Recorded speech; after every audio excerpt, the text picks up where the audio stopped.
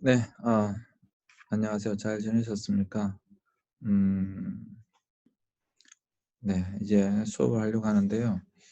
어 지금 대학원 수업뿐만 아니라 학부 수업도 다 마찬가지인데 온라인 강의가 좀 더 길게 갈 것 같습니다. 그래서 제가 교재를 좀 바꿨습니다. 네, 강의 내용을. 왜냐하면 토론 중심의 그런 교재이기 때문에 지금 토론을 할 수가 없어서 강의 내용을 좀 바꿨습니다. 이해해 주시고요. 온라인 강의를 위해서 네, 그런 것이니까 이해해 주시길 바랍니다. 자, 강의 내용은 성경적 선교 세미나로 하도록 하겠습니다. 성경적 선교 세미나. 아, 여러분 다 아셔야 되는 내용이니까 그것을 하겠습니다. 자, 구약 성경 속에서의 하나님의 선교에 대해서 살펴보고자 합니다. 자, 오늘은 전체적인 내용이 어떤 내용인가 하면 창세기 12장을 중심으로 한 구약 성경 속에서의 하나님의 선교에 대하여 살펴보고자 합니다. 먼저 살펴본다고 한다면요. 창세기 12장은 대단히 중요합니다. 대단히 중요합니다. 왜냐하면 창세기에 보면 창세기 12장을 기점으로 해서 창세기 12장 이전과 이후로 나뉘어지게 됩니다. 창세기 12장 이전에는 보편주의라고 해서요. 하나님께서 모든 민족을 대상으로 이 전 지구를 대상으로 사역하셨기 때문에 보편주의라고 합니다. 근데 하나님께서 이제 창세기 12장에 넘어와서는 이제 한 사람, 아브라함이라고 하는 한 사람, 그 다음에 이후에는 이스라엘이라고 하는 한 민족을 택하셔서 사역하시는 것을 볼 수가 있습니다. 이걸 특수주의라고 합니다. 그러니까 지금까지 이제 창세기 11장까지는 하나님께서 모든 민족을 대상으로 사역하셨기 때문에 보편적으로 사역하셨습니다. 그러다가 창세기 12장에 와서는 이제 아브라함이라고 하는 한 사람을 택하시고 또 이스라엘이라는 한 민족을 택하셔서 전 인류를 구원하시고자 하는 이제 그런 사역을 펼쳐 나가시게 됩니다. 그래서 이런 것을 특수주의라고 합니다. 그리고 이 특수주의는 이제 이 보편주의의 끝이 무엇인가 하면 언어의 혼란입니다. 창세기 11장. 이것은 다시 이 특수주의가 끝나게 되는 것이 오는데요. 그게 언제인가 하면 사도행전 2장입니다. 사도행전 2장에 오순절 마가다락방에 성령의 임하심으로 말미암아 다시 언어, 방언이죠. 언어적 통일을 이루게 되고 그때로부터 다시 이제 선교가 시작되는 다시 보편주의로 갑니다. 이제 특수주의가 아니라 전 인류를 향한 예루살렘과 온 유대와 사마리아 땅끝이라고 하는 보편적인 그런 하나님의 사역을 볼 수가 있습니다. 요 중간, 요 사이, 요게 이제 창세기 12장부터 사도행전 1장까지 여기를 특수주의라고 합니다. 그래서 지금 우리는 구약 성경 속에서의 하나님의 선교에 대해서 살펴보고자 하는 것이니까 창세기 12장을 중심으로 우리는 살펴보게 될 것이다 라고 하는 것입니다. 이러한 이제 기본적인 지식을 갖고 계시면서 이제 좀 살펴보도록 하겠습니다. 온라인 수업하기 힘드시죠? 참 교수들도 온라인 수업하기가 만만치 않습니다. 특히 대학원 수업은 더 그런데요. 그래도 여러분 이해해 주시고 지금 상황이 어쩔 수 없으니까 그래도 잘 따라와 주시길 부탁드리겠습니다. 이 강의의 목적은 구약 성경 속에서의 하나님의 선교 정신과 행동에 대하여 알아보기 위한 것입니다. 구약 성경 속에서의 하나님의 선교 정신. 여러분, 구약 성경 하나님의 선교에 대한 정신이 있을까요? 없을까요? 하나님의 선교 정신. 그 다음에 하나님의 행동. 하나님의 지배 가운데 보편주의와 특수주의, 방금 말씀드린 것처럼 보편주의와 특수주의에 대해서 알게 될 것이고요. 그리고 노아와의 언약, 바벨탑 사건, 그리고 아브라함의 부르심까지 오늘은 살펴보게 될 것입니다. 네, 시간별로 살펴보게 될 것입니다. 이 강의 끝났을 때 여러분들이 이것에 대한 이해와 지식을 갖게 되길 바랍니다. 자, 창세기 12장은 하나님께서 아브라함을 불러내셔서 그에게 책임을 맡긴 사건으로 시작되죠. 책임을 맡긴 것은 인간에 대한 하나님의 역사에 있어서 일대 전환점을 이루고 계심을 볼 수가 있다. 방금 말씀드린 것처럼 창세기 12장을 중심으로 그 이전과 이유는 이제 하나님의 구속사역에 있어서 일대 전환점을 이루는 것을 우리는 보게 되어집니다. 이제 완전히 이렇게 바뀌게 된다라고 하는 것이죠. 일대 전환점을 이루게 된다. 하나님께서 그렇게 하신 겁니다. 전환점을 이루게 됩니다. 그것은 앞에 여러분들에게 잠시 말씀드렸고요. 이것에 대해서 이제 계속 살펴볼 텐데요. 어떤 일들이 있었는가 좀 더 구체적으로 살펴보도록 하겠습니다. 창세기 12장 이전까지의 사건 속에서 온 세상에 대한 하나님의 주권적, 보편적인 지배, 즉 보편주의, 이걸 이제 보편주의, 유니버설리즘이라고 합니다. 하나님께서 모든 인류를 대상으로 사역하셨기 때문에 유니버설리즘, 보편주의라고 하는 것입니다. 그런데 창세기 12장에 와서는 이제 아브라함의 소명 사건을 통하여서 특수주의, 파티큘러리즘으로 전환됩니다. 이제 특별한 사람, 특정한 지역, 그 지역을 통해서, 특별한 민족을 통해서 하나님의 사역이 이제 바뀌는 것을 보게 되어진다라고 하는 것입니다.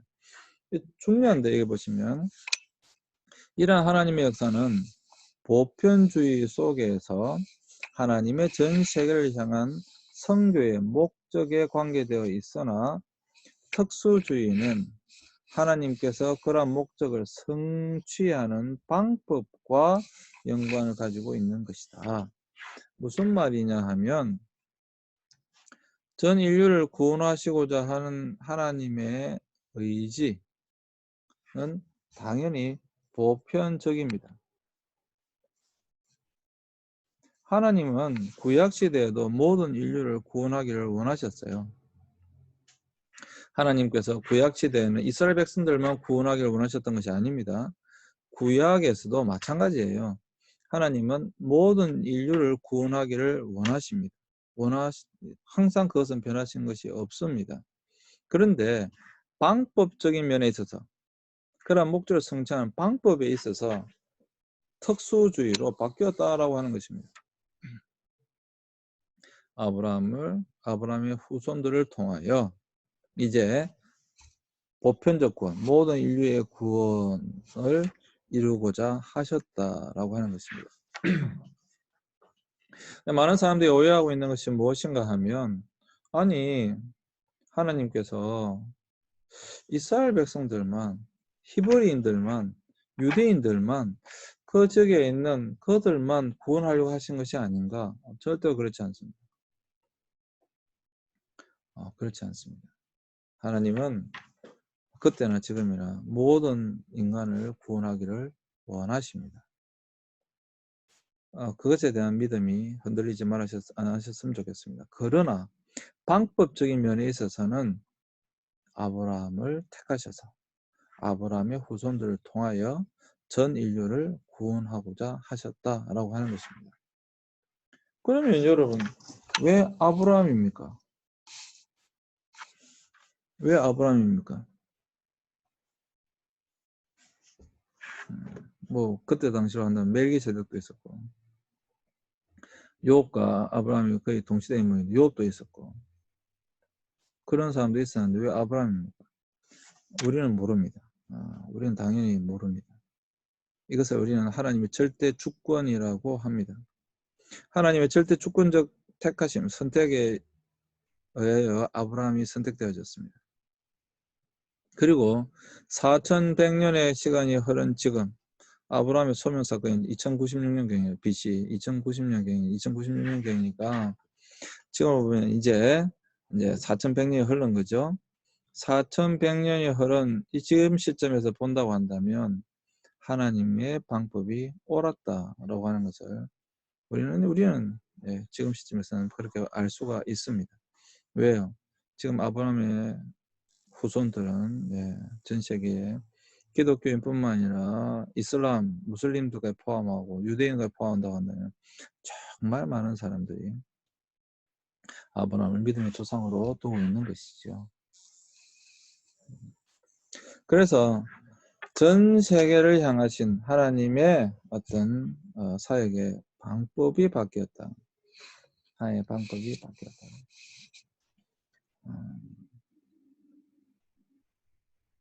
이 보편주의에서 특수주의로 바뀐 이 사건, 이것은 굉장히 중요한 사건입니다.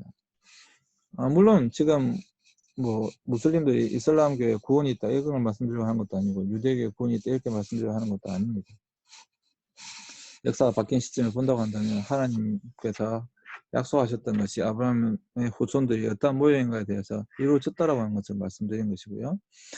전 인류를 구원하시고자 하는 그런 보편적인 하나님의 의지, 이것은 바뀐 적이 없다라고 하는 것입니다. 자, 그 다음에 보시면 요하네스 브라우라는 신학자가 무엇이라고 이야기했냐면 요하네스 브라우는 하나님의 구원과 하나님에 대한 예배가 하나의 특정 민족에 국한되어 있다는 의미에서 구약 성경은 특수주의라는 점에서 의심의 여지가 없다. 그러나 이 특수주의야말로 하나님께서 온 세상을 구원하시려는 보편적인 목적을 위한 도구이다.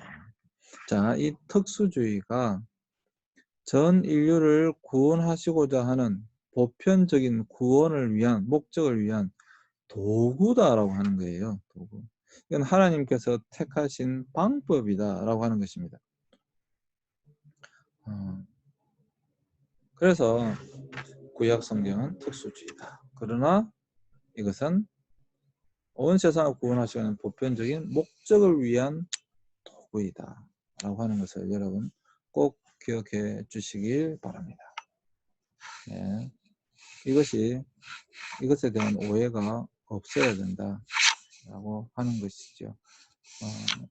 왜 하나님께서 아브라함 택하시는가, 이스라엘 백성을 택하시는가? 그들만 구원하려고 하시는 것이 아니라 여전히 온 세상을 구원하려고 하시는 것이다 라고 하는 것입니다. 근데 창세기 12장은 창세기 10장과 11장과의 어떤 특수한 관계의 구성으로 되어 있다. 그래서 창세기 9장, 10장, 11장, 12장 이렇게 물론 보셔야 되는데 특별히 10장, 11장과 연결되어져 있기 때문에 창세기 12장에 와서 이 절정을 이루고 있는 것을 보게 되어집니다. 네, 이것을 이제 지금부터 살펴보게 될 것입니다. 자, 이제 살펴보겠습니다.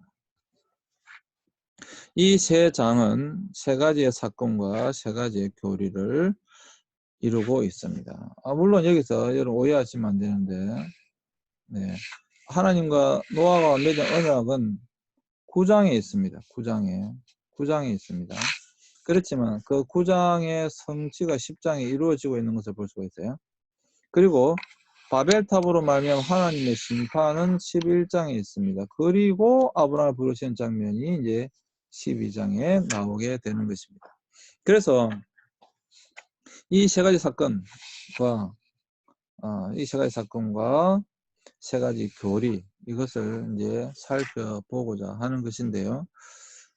아, 대단히 중요한 것이니까 좀 잘 봐주시기를 부탁드립니다. 이게 온라인 수업이라서 사실 보기가 쉽지는 않지만 만만치는 않지만 그래도 잘 봐주시길 부탁드리겠습니다. 네. 첫 번째, 첫 번째 이제 하나님과 노아와의 맺은 언약, 노아와의 맺은 언약에 대해서 살펴보고자 하겠습니다. 창세기 9장 9절부터 13절 말씀을 보면 하나님이 노아와 그 아들들에게 복을 주시며로 시작합니다. 굉장히 중요한 것인데요. 이것이 저주가 아니다라고 하는 것입니다. 하나님께서 저와 여러분들을 부르실 때도 저주로 부르신 것이 아니다라고 하는 것입니다. 복을 주시며 이렇게 되어 있습니다. 그리고 내가 내 언약을 너의 수송과 너희와 함께한 새와 육축과 땅의 모든 생물에게 세운다. 언약을 지금 있는 너희와 우리가 알고 있는 노아와 8식구의 너희와 너희 후손과 뿐만 아니라 함께한 새와 육축과 땅의 모든 생물에게 세운다.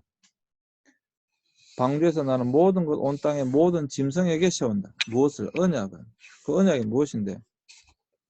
내가 너희와 언약을 세우려니 다시는 모든 생물을 홍수로, 물로 멸하지 아니하겠다. 땅을 침몰할 홍수가 다시 있지 아니할 것이다. 그 하나님 말씀하시는데 내가 나와 너희와 및 너희와 함께하는 모든 생물 사이에서 영원하도록 for all future generations 어느 모든 세대 가운데까지 세우는 언약의 증거가 있는데 그것이 무엇인가? 무지개이다. 이것이 나의 세상과의 언약의 증거이다 라고 말씀하십니다. 이제 하나님께서 물로 세상을 심판하시고 난 이후에 노아와 노아의 가족들과 방주에 함께한 모든 생물들에게 하신 약속이 무엇인가 하면 다시는 물로 세상을 심판하지 않겠다. 홍수로 심판하지 않겠다. 라고 하는 언약을 맺으신 것이죠. 그리고 우리가 잘 아는 것처럼 무지개를 통하여서 언약의 증거로 삼으십니다. 언약에는 반드시 정인 혹은 증거가 필요했기 때문에 여기서 여호와 하나님은 이 무지개를 통해서 이제 그 증거로 삼으시는 것을 볼 수가 있습니다. 자, 그 다음에 볼까요? 이 첫 번째 사건은 교리는 노아와의 언약과 관계가 있으며 이는 즉 하나님의 홍수 심판 이후에 열방의 계보가 어떻게 다시 땅 위에 번성하는가를 보여줍니다. 이게 굉장히 중요한데요. 이게 중요한데요. 노아와 맺은 언약은 분명히 9장에 있습니다. 방금 읽었죠? 9장에 있습니다. 근데 10장에 가보시면 노아의 후손들이 어떻게 번성해 가는가를 볼 수 있습니다. 노아의 후손의 번성. 10장 한번 보세요. 굉장히 많은 계보가 나오게 됩니다. 다시 땅 위에 번성하다라고 하는 것이죠.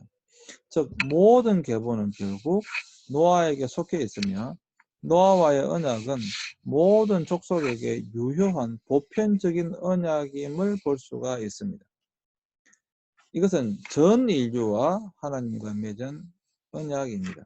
그리고 언약의 징표인 무지개는 새로운 인종의 시조인 의로운 노아에 대한 하나님의 선물로 나타났습니다. 그리고 하나님께서는 그의 창조시에 세운 그의 목적들이 온전히 성취되기까지는 사람들과 온 땅을 다시는 이제 물로 멸하시지 않으리라고 약속하셨습니다. 그 증거로 10장에 가서 많은 이제 사람들이 번성하게 되는 땅 위에 다시 번성하게 되는 그러한 사건이 기록되어져 있다 이 말이죠. 아시겠죠? 이것은 충분히 여러분들이 뭐 알고 계시리라고 생각합니다. 그래도 다시 한 번 더 우리가 이제 구약을 구약 이번 학기에 이제 구약을 전체적으로 볼 거니까요. 여러분들 잘 생각해 주시기 바랍니다. 기억해 주시기 바랍니다. 언약은 가장 엄숙하고 구속력을 지닌 하나님의 약속입니다. 하나님의 신실성에 기초하여 인간에 주는 확신입니다. 근데 이 언약, 제가 이 말씀 안 드렸네요. 구약에서 가장 중요한 단어가 무엇인가? 구약에서 그것은 바로 언약입니다. 잊지 마세요. 네, 베리트라고 하는 언약, 영어는 커버넌트. 구약에서 제일 중요한 단어가 무엇인가? 그것은 바로 언약입니다. 언약. 이 언약은 구약에 이렇게 6번 나오게 되는데, 먼저 아담과의 언약, 그리고 노아와의 언약, 그리고 아브라함과의 언약, 그리고 모세와의 언약, 그리고 다윗과의 언약, 그리고 예레미야에 나와 있는 새 언약, 이렇게 6번 나와 있습니다. 구약은 뭐 시간 넘어서 마찬가지지만 구약은 결국 이 언약의 성취라고 하는 것입니다. 이 언약을 하나님께서 언약을 체결하시고 어떻게 이 언약을 이루어 나가시는가를 보는 것이 구약의 역사예요. 물론 결국에는 이제 예수 그리스도를 통한, 또 예수 그리스도 이후의 성령을 통한 그 이후에 이제 계속 확장되어져 가는 것이지만, 어쨌거나 구약에서의 가장 중요한 키워드가 언약이다. 그리고 이 언약이 어떻게 성취되어져 가는가를 보는 것이 바로 구약 성경이다 라고 하는 것입니다. 그 중에서도 물론 가장 중요한 것은 바로 이 아브라함과의 언약입니다. 언약 쪽에서도 가장 중요한 언약은 바로 이 아브라함과의 언약. 결국 이 아브라함의 언약이 어떻게 역사 가운데 펼쳐지는가, 이것을 보는 것이죠. 하나님께서 아브라함과 언약을 체결하시고 이 아브라함과 체결하신 언약이 어떻게 역사 가운데 이루어져 가는가, 그것을 보는 것이 바로 우리가 가지고 있는 성경입니다. 그래서 사실 소위 말하면 구속사라고 하죠. 결국에는 이 구원의 역사가 어떻게 이루어지는가, 그것을 우리 언약의 성취로 보는 것이고요. 어떻게 이루어져 나가는가, 누굴 통해 이루어져 나가는가 라고 하는 것이죠. 그래서 언약이 가장 중요한 단어다. 그리고 뒤에 할 겁니다. 뒤에 할 건데, 미리 한다고 한다면 언약은 누굴 통해서 성취될까요? 한번 답해 보세요. 아시는 분이 꼭 있었으면 좋겠는데, 혹시 여러분 중에 답을 예수 그리스도 이렇게 하시는 분도 계실 것 같고, 구약에서입니다. 구약에서. 네. 언약은 누굴 통해서 성취될까요? 언약은 누굴 통해서 이루어져 가고 있을까요? 이것이 저의 질문입니다. 자, 여러분, 이 언약, 아브라함의 언약은 누구를 통해서 여러분, 지금도 사실 마찬가지인데 이루어져 가고 있을까요? 네, 답이 맞는지 여러분 한번 확인해 보시기 바랍니다. 그 답은 남은 자입니다.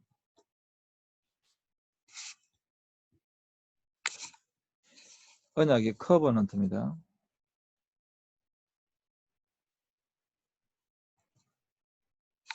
이 남은 자, 렘넌트.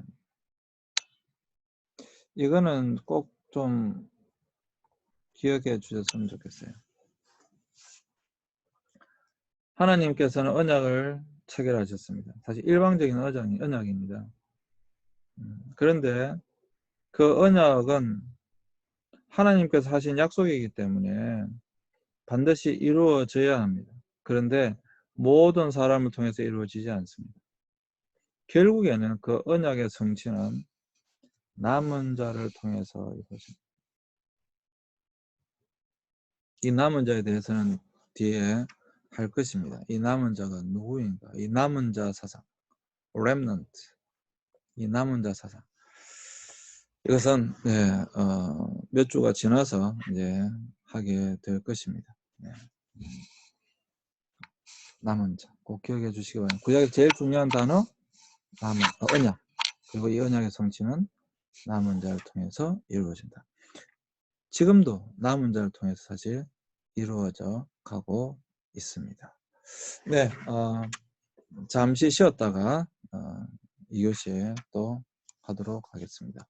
여러분, 네, 잠시 쉬겠습니다. 수고하셨습니다.